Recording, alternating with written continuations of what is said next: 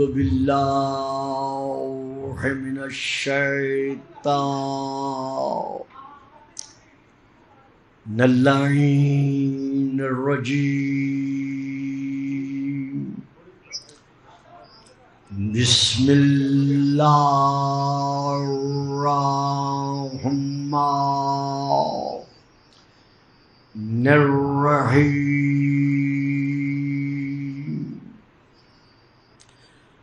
الحمد للہ الذی جعل لیلۃ القدر خیرا من الف شہر والشکر للہ الذی جعلنا من اہل لیلۃ القدر والصلاۃ والسلام علی معدن فیوزات لیلۃ القدر محمد المبعوث صلوات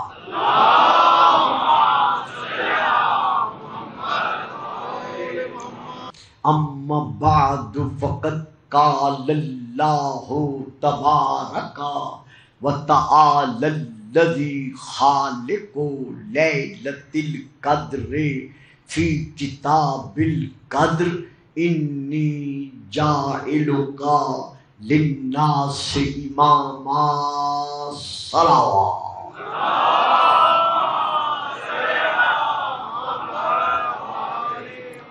صاحبان علم و عرفان و ایمان و ایقان، جہاں تک تعلق ہے سلسلہ گفتگو کا، گزارش یہ ہے کہ جناب آدم علیہ السلام سے لے کر حضرت ابراہیم علیہ السلام تک ہر نبی اپنے دور میں اپنے افراد امت کے لیے جہاں نبی ہے وہاں امام بھی ہے، لیکن باضابطہ طور پر جو اللہ نے تاج امامت سجاتے ہوئے اعلان فرما کر جس ذات مقدسہ کا نام لیا ہے وہ حضرت ابراہیم ہے۔ انی جاعلک للناس اماما۔ اب جناب ابراہیم نے فوراً یہ مرتبہ، یہ منصب ملتے ہی اللہ کی بارگاہ میں عرض کیا وَمِن ذُرِّيَّتِي، کہ یہ مرتبہ امامت میری اولاد کو بھی عطا فرمانا۔ یہ نہیں کہا، یہ میں کل تشریح کر چکا ہوں، اللہ سے یہ نہیں کہا کہ مجھے تو امام تیری ذات نے بنا دیا، اب اپنی اولاد میں سے جسے چاہوں گا میں اسے امام بنا دوں گا۔ یہ کل میں تفصیلاً عرض کر چکا ہوں۔ جیسے ہی وَمِن ذُرِّيَّتِي کا سوال کیا تو اللہ نے فوراً اسی وقت جھپک کے پلک کی دیر سے پہلے حضرت ابراہیم کو جواب دیا، مطلقاً نفی بھی نہیں کی، یعنی نفی میں بھی مطلقاً جواب نہیں دیا، لیکن جواب میں اللہ تعالیٰ نے قیامت تک کے لیے امامت کے مسئلے کو حل کر دیا کہ سنو ابراہیم، امامت رہے گی تمہاری اولاد میں، تمہاری ذریت میں، تمہاری نسل میں، امام جب بھی ہوگا ابراہیمی ہوگا۔ یہ بہت بڑا فکرہ تھا، لیکن مجھے افسوس ہے کہ میں ممبر سے اس کی تشریح نہیں کر سکتا، میری مجبوری ہے۔ یعنی امامت رہے گی تیری اولاد میں، امام جب بھی ہوگا ابراہیمی ہوگا، ادھر ادھر سے نہیں ہوگا۔ بھائی بیٹا او بیٹے، بیٹا ادھر ادھر مت دیکھو، بیٹھ تو گئے ہو تمہاری بڑی مہربانی، مجھے پڑھنے دو۔ درود پڑھے صلوات۔ تو اللہ نے جواب کیا دیا؟ لا ینال عہد الظالمین، کہ یہ میرا عہد جو ہے یہ ظالمین تک نہیں پہنچے گا۔ تو معلوم ہوا یعنی تیری اولاد میں سے بھی جو ظالم ہوگا اسے یہ منصب امامت ہرگز نہیں مل سکتا۔ بھئی یہ سننا تھا، جناب ابراہیم نے فوراً کہا وَجْنُبْنِي وَبَنِيَّ أَن نَعْبُدَ الْأَصْنَامَ، مجھے اور میری اولاد کو ہمیشہ ہمیشہ کے لیے بت پرستی سے بچائے رکھنا۔ یہ کل میں عرض کر چکا۔ اب جواب میں کیا ہے؟ لا ینال عہد الظالمین، یہ میرا عہد ظالم کو نہیں پہنچے گا۔ تو دیکھنا یہ ہے ظالم کون ہے، کیونکہ جب تک ہمیں یہ علم نہیں ہوگا کہ ظالم یہ ہے یہ ہے یہ ہے تو ہمیں کیا پتہ چلے گا امام کون ہے کون ہے کون ہے۔ تو ابھی اس کے لیے میں بہت بڑی کتاب کا حوالہ دے رہا ہوں۔ یہ کتاب ہے مفردات راغب اصفہانی، امام راغب اصفہانی کی قرآن کے الفاظ کے جو معنی ہیں، وہ جو بھی 2-4 لفظ عربی کے جانتا ہے اسے اپنی لائبریری میں یہ کتاب رکھنا اس کے لیے واجب بن جاتا ہے۔ تو میں اس کتاب سے عرض کر رہا ہوں، یہ عربی میں ہے، ویسے اردو میں اس کا ترجمہ بھی موجود ہے۔ صفحہ نمبر ہے عربی کا، صفحہ نمبر ہے 326 326، سطر نمبر ہے 22 اور 23۔ یہاں سے لے کر میں پڑھ رہا ہوں، وہ یہاں تحریر کر رہے ہیں کالا بعض الحکماء الظلم ثلاثۃ، کہ حکماء میں سے بعض حکماء نے جو ظلم کی تشریح لکھی ہے اس میں صاف لکھ دیا ہے کہ ظلم کی 3 قسمیں ہیں۔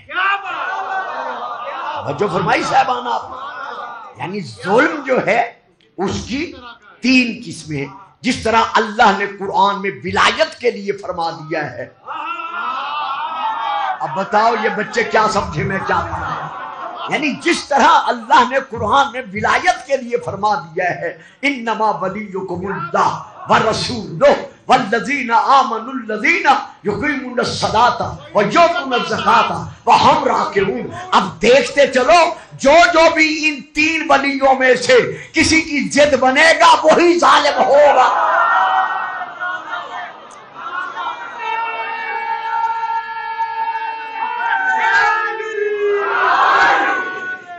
توجہ فرمائی صاحبان، آپ نے بات سمجھ میں آئی ہے؟ درود پڑھیے گا صلوات۔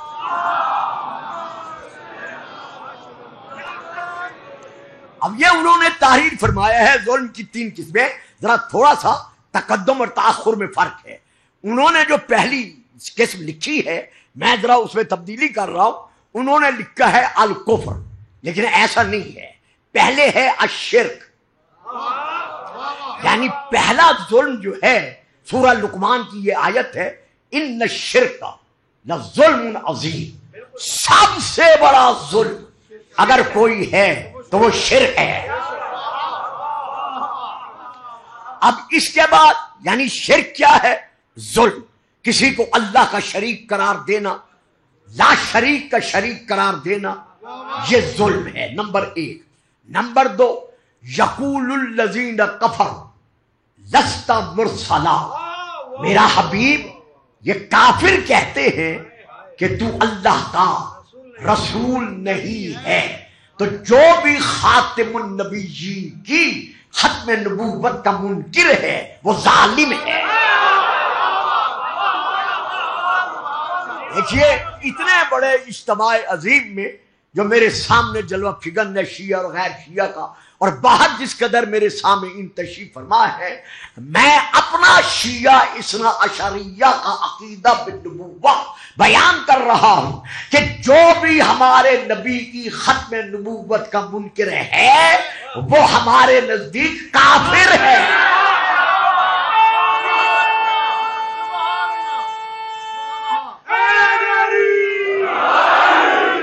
توجہ فرمائی آپ؟ یا جو بچے چپ کر گئے اب میری سمجھ میں نہیں آتا، کل سے ذرا خیال کیجئے گا ڈاکٹر صاحب۔ یہاں پر میں پھر ایک فکرہ دینا چاہتا ہوں، یعنی رسول پاک کے بعد جس نے بھی نبوت کا دعویٰ کیا ہے اسے اللہ نے بنایا نہیں، وہ خود بن بیٹھا ہے۔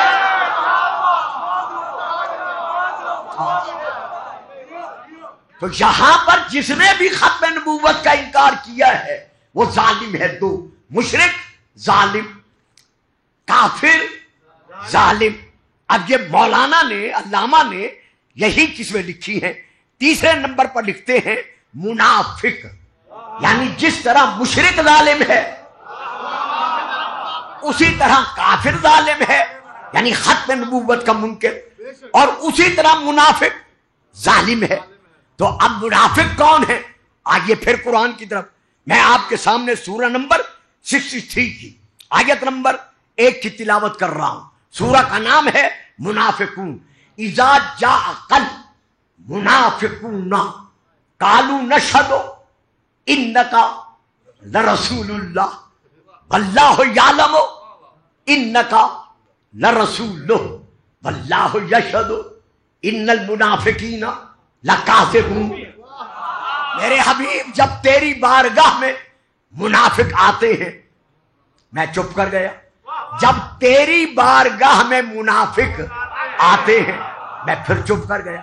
اذا جاء المنافقون، جب تیرے پاس منافق آتے ہیں، معلوم ہوا محمد کی بارگاہ میں صرف مومن نہیں آتے تھے۔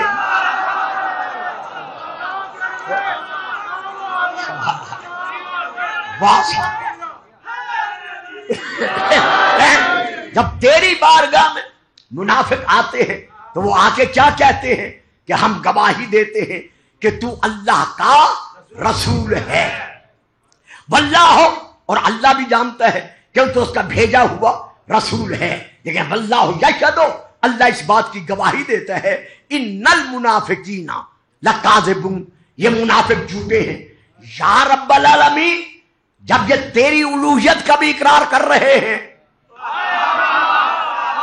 تیرے نبی محمد سے بھی کہہ رہے ہیں کہ تو اللہ کا رسول ہے، تو پھر یہ جھوٹے کیوں ہیں؟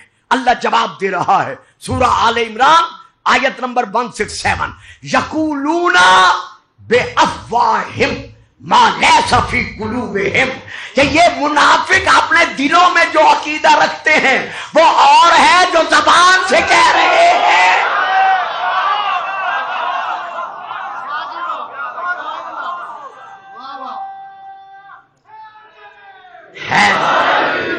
منافق کیا صرف باہر والے تھے؟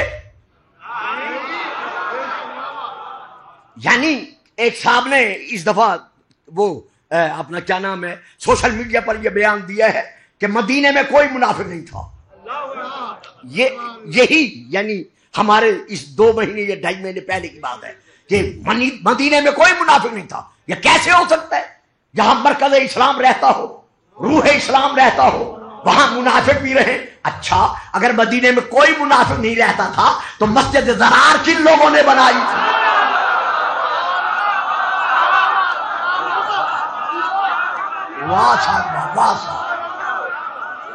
اگر مدینے میں کوئی منافق نہیں رہتا تھا تو مسجد ضرار کی، خیر یہ میں مسئلہ پھر عرض کروں گا کیونکہ پھر وقت گزر جائے گا اور جہاں پہنچنا چاہتا ہوں نہیں پہنچ سکوں گا۔ تو اللہ سورہ نمبر 9 آیت نمبر 101، اس میں اللہ ارشاد فرما رہا ہے، وَمِمَّنْ حَوْلَكُمْ مِنَ الْأَعْرَابِ مُنَافِقُونَ، میرے حبیب یہ تیرے گردا گرد، حَوْلَكُمْ، آگے پیچھے دائیں بائیں ادھر ادھر، جو باہر کے آئے ہوئے عربی دیہاتی ہیں ان میں سے وہ بھی ہیں جو منافق ہیں، وہ تیرے گردا گرد نظر آ رہے ہیں۔ لیکن صرف وہی منافق نہیں، وَمِنْ أَهْلِ الْمَدِينَةِ مَرَدُوا عَلَى النِّفَاقِ، ان مدینے میں رہنے والوں میں سے بھی کچھ ایسے ہیں جنہیں پتا ہے کہ ہم منافق ہیں پھر بھی توبہ نہیں کر رہے، اپنا نفاق پہ ڈٹے ہوئے ہیں۔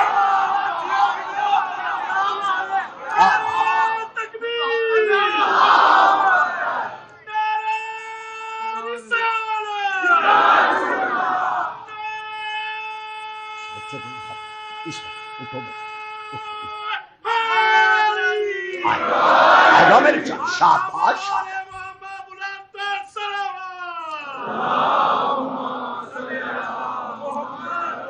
ये जानने के बावजूद कि हम मुनाफिक हैं, लेकिन फिर भी तौबा नहीं कर रहे अपने निफाक से, बल्कि अपनी मुनाफिकत पर डटे हुए हैं। अब मैं एक और आयत पढ़ रहा हूं, वो भी इसी सूरह नंबर 9 की है, आयत नंबर 68। वअदल्लाहुल मुनाफिकीना वल मुनाफिकात वल कुफ्फारा नार जहन्नम खालिदीन फीहा हिया हस्बुहुम व लअनहुमुल्लाहु व लहुम अज़ाबुम मुकीम। अल्लाह का वादा है मुनाफिकीन से भी, जो मर्द हैं उनसे भी, और मुनाफिकात से भी, जो औरतें हैं उनसे भी। नहीं पढ़ूंगा, मैं गुजर जाऊंगा, चेहरे में अच्छी तरह पहचानता हूं, इशारा करता हूं, गुजर जाऊंगा। मालूम हुआ मदीने में जहां मुनाफिक मर्द रहते थे,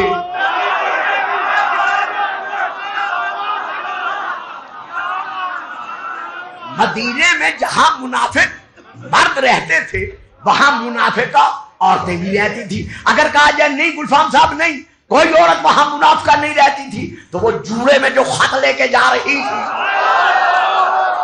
ओहो, देखा जो समझ गए हैं नारा लगा दे, बाकी खामोश।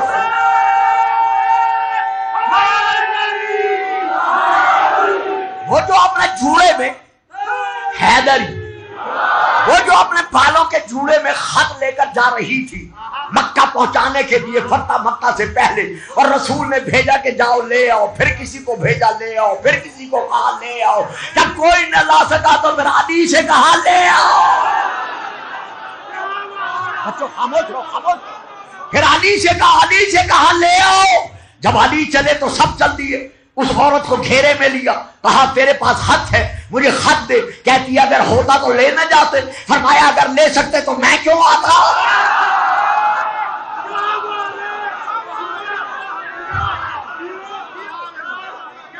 अली फरमाते खत है, कहती है अली नहीं है। फरमाते हैं खत है, कायनात ज़ेरो ज़बर हो सकती है, मेरे नबी का फरमान।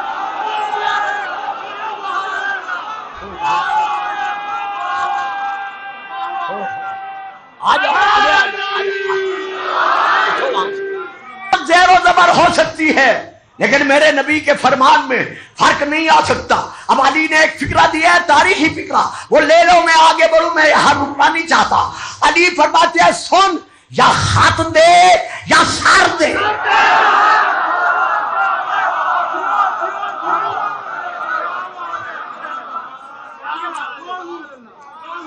तो चूंकि जूड़े में था, इसीलिए फरमाया या खत दे या सर दे, खत देना पड़ा। बाद में आगे बढ़ रहा हूं, मालूम हुआ मुनाफिक मर्द भी थे, मुनाफिका औरतें भी थी। वल कुफ्फारा नारा जहन्नमा खालिदीन फीहा, ये हमेशा हमेशा के लिए काफिर और मुनाफिक जहन्नम में रहेंगे। हिया हस्बुहुम, इनका जहन्नम में रहना यही इनकी सदा काफी है। फिर एक फिक्रा दे रहा हूं आयत के साए में। मालूम हुआ किसी का ये कहना कि जी मुनाफिक को सिर्फ तौबा भी लेगा और फिर निकाल दिया जाएगा, आयत बता रही है नहीं, हमेशा हमेशा जैसे काफिर जहन्नम में रहेंगे वैसे ये भी जहन्नम में रहेंगे। तो आपको, मुझे, पूरे आलम इस्लाम को ये पता है मुशरिक कौन है जो ला इलाहा इल्लल्लाह का मुनकिर है, काफिर कौन है जो हमारे रसूल की खत्म नबुव्वत का मुनकिर है। अब मसला रुक गया, मुनाफिक कौन है।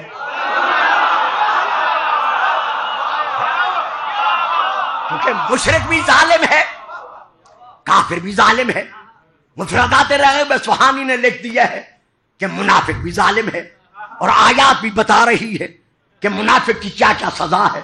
तो फिर यहां पर देखना पड़ेगा हमें कि वो मुनाफिक कौन है। अब इस कौन है को देखने के लिए मैं पहली किताब का नाम ले रहा हूं, जनाबुल मवद्दत मतबूआ बैरूत लबनान, सफ़ा नंबर 56 एंड 57। नंबर 2 अस्सवाइकुल मुहरिका मतबूआ बैरूत लबनान, सफ़ा नंबर 205।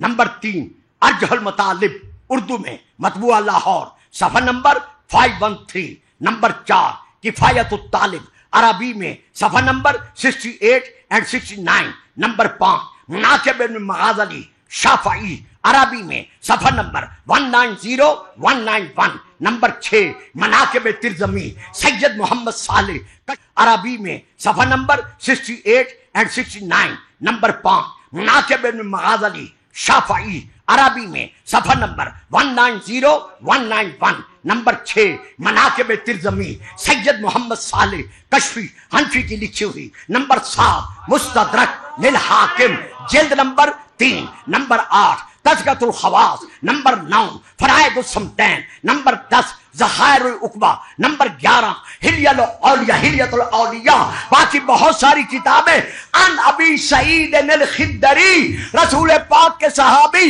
ابو سعید فرما رہے ہیں کالا انہوں نے کہا کننا نعرف المنافقین فی دمن رسول اللہ ببغضہم علیہ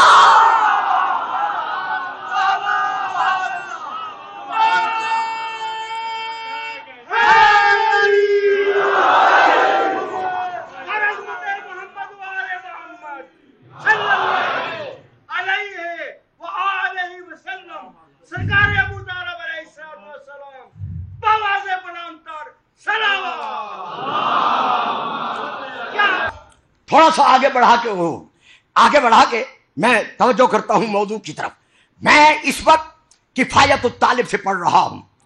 ام المومنین حضرت بی بی ام سلمہ رضی اللہ تعالی عنہا ارشاد فرما رہی ہیں قال رسول اللہ لا یحب علیا منافق ولا یبغضہ مومن. اگر منافق اور مومن کو پہچاننا ہے تو علی کا نام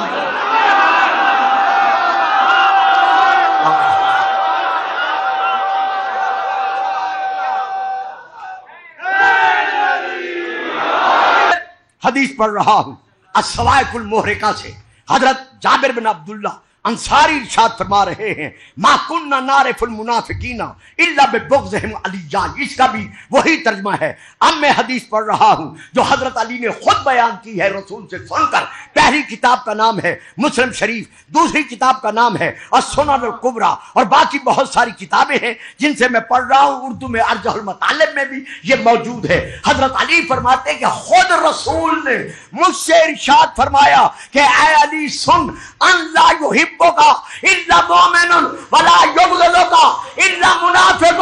تو اس سے محبت وہی رکھے گا جو نسل در نسل مومن ہو.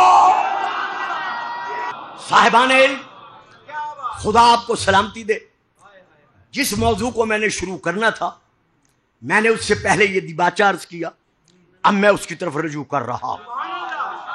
اس سال سوشل میڈیا کی طرف سے اور خاص طور پر باہر رہنے والے کچھ علماء کی طرف سے یہ اعتراض جو صدیوں سے وارد ہو رہا ہے وہ انتہائی زور شور سے وارد کیا گیا ہے کہ شیعہ حضرات کے نزدیک ان کے ائمہ کی تعداد 12 کیوں ہے. توجہ فرمائی. اب بات ایسی ہوگی جسے آپ خوش کہتے ہیں.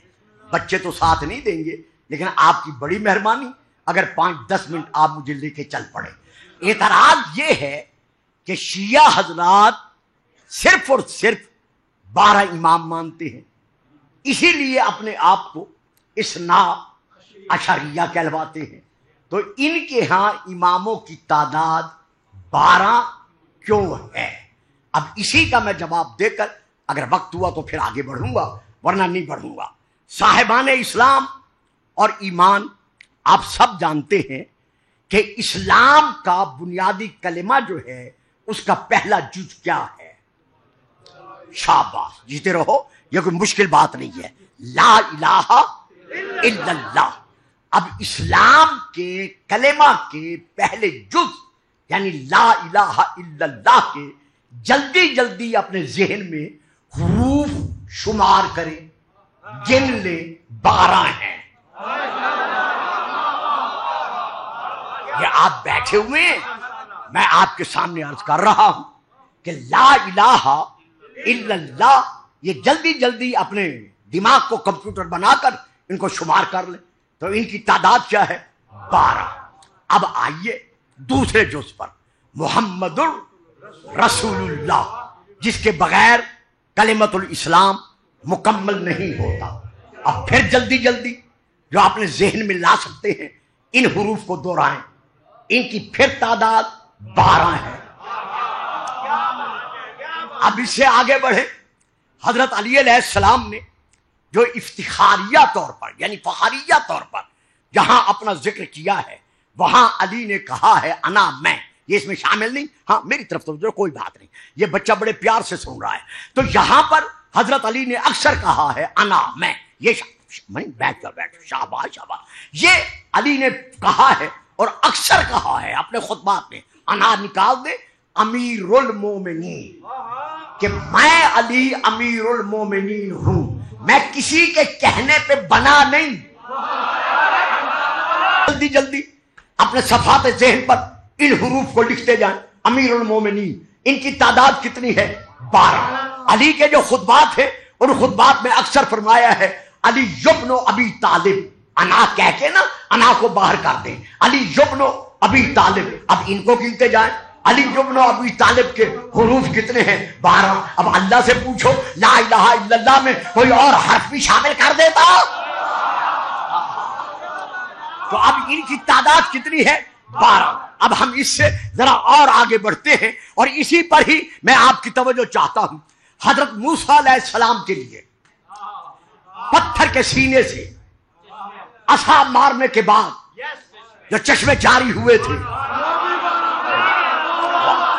دیکھیں جی بڑی مہربانی، جو ساتھ دے سکتا ہے تھوڑا تھوڑا دیتے جائیں، کیونکہ میں چاہتا ہوں میں یہ موضوع لے کے چلوں۔ حضرت موسیٰ علیہ السلام کے لیے سینے پتھر سے جو چشمے جاری ہوئے، بے عصاق الحجر، جب آپ نے پتھر پر بہت میں خدا عصا مارا تھا تو اب کیا ہوا؟ جیسے ہی عصا مارا، سورہ نمبر 2 آیت نمبر 60، فانفجرت من حسنتا عشرتا عینا، ادھر پتھر پر عصا لگا، ادھر پتھر کا سینہ پھٹ گیا اور اس سے 12 چشمے جاری ہو گئے۔ یار حد ہو گئی، موسیٰ کا عصا پتھر پر پڑے اور پتھر کا سینہ پھٹ جائے تو تم اعتراض نہیں کرتے، اور ولی اللہ کے لیے دیوار کعبہ میں در بنے۔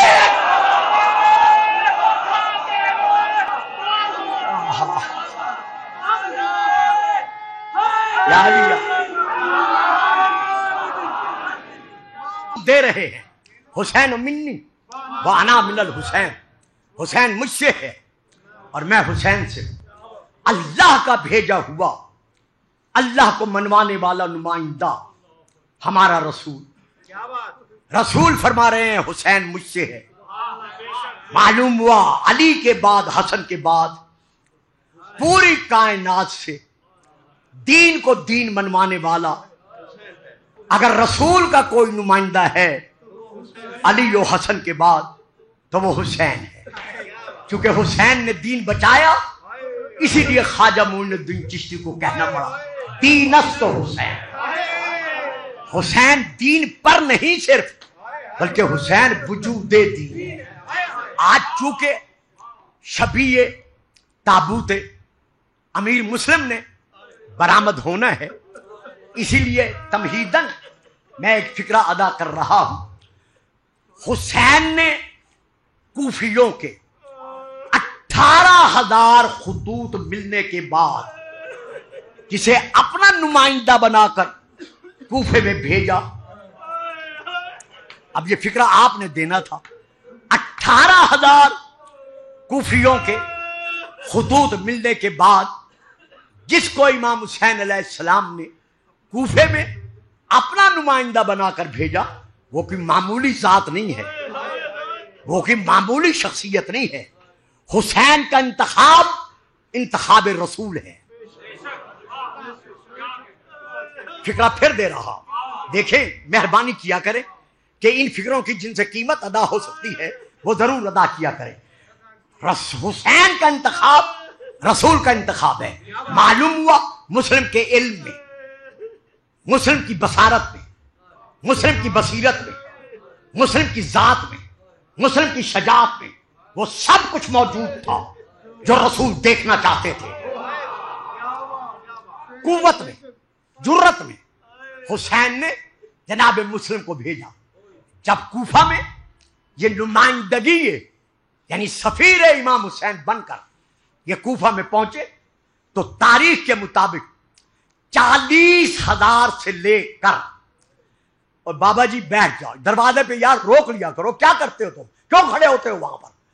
80,000 یعنی 40,000 سے لے کر 80,000 تک کی تعداد ہمیں کتابوں میں ملتی ہے جنہوں نے جناب مسلم کے دست حق پر دست حسین سمجھ کر،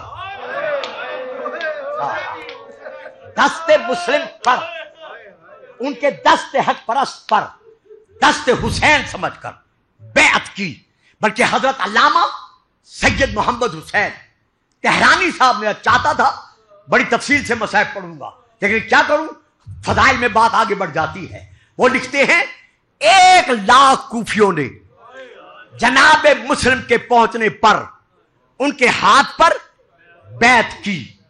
اب اندازہ لگاؤ، جس کے ہاتھ پر کوفیوں نے بیعت کی تھی 1,00,000، اس کے کوفے کے جو میزبان بنے وہ 3 ہیں،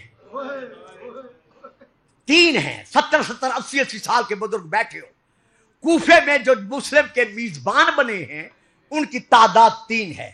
پہلا میزبان جن کے یہ مہمان بنے حضرت مختار علیہ الرحمہ، جب ابن زیاد ملعون کے آنے پر حالات کوفہ تبدیل ہوئے، جناب مختار کو قیدی بنا دیا گیا، تو اب انہوں نے مختار کے گھر سے ہجرت کی حضرت ہانی کے گھر میں۔ دوسرا ان کا میزبان کون بنا؟ جناب ہانی۔ جب جناب ہانی شہید کر دیے گئے ابن زیاد کے ظلم پر، جب جناب ہانی شہید کر دیے گئے، ابھی میں عرض کرتا ہوں کہ ان کا تیسرا میزبان پھر کون بنا؟ انہوں نے آواز دی، جن لوگوں نے بیعت کر رکھی تھی اپنے تمام افراد کے ذریعے سے، کہ مسجد میں میرے پیچھے نماز پڑھنے آ جاؤ تاکہ ہم ابن زیاد کے خلاف قدم اٹھا سکیں۔ جب مسجد میں پہنچے، جب نماز مغرب پڑھانا شروع کی تو تاریخ میں ہے کہ آپ کے پیچھے نماز پڑھنے والوں کی اتنی تعداد تھی کہ صفیں بھر گئی۔ جب نماز مغرب کے بعد آپ نے رخ پھیر کر دیکھا تو صرف 30 نمازی باقی تھے، باقی جا چکے تھے۔ جب آپ نے نماز عشاء شروع کی، آپ کے سامنے 30 نمازی تھے۔ صاحبان تاریخ آپ سب جانتے ہیں، مجھے علم ہے، میں چہروں سے واقف ہوں۔ جب نماز مغرب پڑھا کر آپ نے نماز شروع کی اور نماز عشاء کے بعد، سلام کے بعد، اب جو آپ نے دیکھا صرف 10 نمازی تھے، باقی سب چلے گئے۔ آپ نے ان 10 نمازیوں کو اپنے ساتھ لیا، لے کر مسجد کوفہ کے دروازے سے باہر آئے۔ جب باب الکدہ تک آپ پہنچے، زائرین جانتے ہیں جو کوفے جا چکے ہیں، جب وہاں تک پہنچے، اب جو امام نے مڑ کر دیکھ، جناب مسلم نے مڑ کر دیکھا، تنہا مسلم کو کوئی کوفے کا راستہ بتانے والا بھی نہیں تھا۔ وہ 10 کے 10 جناب مسلم کو چھوڑ کر اپنے اپنے گھروں میں غائب ہو گئے۔ رات کا وقت تھا، چاروں طرف اندھیرا تھا۔ جناب مسلم کی اولاد کا کوئی فرد آپ کے ساتھ نہیں تھا۔ یہ بھی چلو آپ کو بتاتا چلوں، آپ کے 5 بیٹے ہیں، 2 بیٹے ہیں، 2 بیٹیاں ہیں۔ 5 بیٹوں میں سے 2 بیٹے شہزادہ محمد اور شہزادہ ابراہیم۔ شہزادہ محمد کا سن مبارک 8 سال تھا، شہزادہ ابراہیم کا سن مبارک 7 سال تھا۔ لیکن بابا کی شہادت کے بعد ان یتیموں کو اس طرح مارا گیا، حارث ملعون نے اتنے تماچے مارے کہ رو رو کے کہتے رہے، اماں آپ تو مامو عباس کو بھیج دے۔ باقی آپ کے 3 بیٹے جو کربلا میں شہید ہو گئے، عبداللہ، عبید اللہ، اور ایک کا نام جو ہے وہ اختلافی ہے، کربلا میں شہید ہو گئے۔ آپ کی 2 بیٹیاں تھیں، ایک بیٹی کا نام عاتقہ خاتون، یہ بڑی تھی۔ چھوٹی بیٹی کا نام رقیہ خاتون، یہ بڑی سے چھوٹی تھی۔ یہ عاتقہ خاتون وہی ہے इनका सीने मुबारक जो तारीख में लिखा हुआ है 7 साल से कुछ ऊपर है, 7 साल से ज्यादा नहीं, कुछ ऊपर है। ये वही खातून है, ये वही शहजादी है, शहजादी आतिका बिन्ते मुस्लिम, ये वो बीबी है, ये वो शहजादी है। जब मंजिल जबाला पर इमाम हुसैन को इत्तला मिली कि कूफे में मैंने आंखों से देखा है मुस्लिम के पांव में रस्सियां थी, देखने वाले ने बताया हानि के पांव में रस्सियां थी और उन दोनों का लाशा गलियों में फिराया जा रहा था।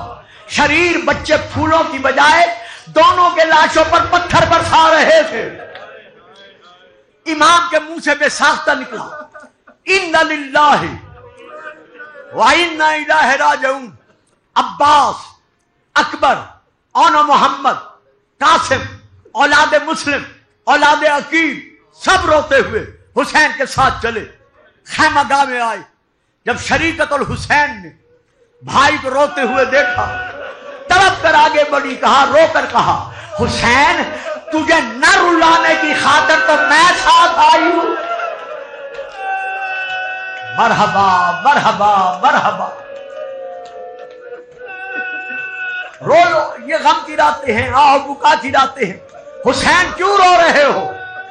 जब कहा ना क्यों रो रहे हो, ज़हरा का लाल बहन के सर पे झुका, झुक कर बोसा लिया। बोसा लेने के बाद कहा, बहन रुकैया कहां है? रुकैया कहां है? फरमाया खैमे में है। कहा रुकैया को बुलाओ। बीबी रुकैया के आने से पहले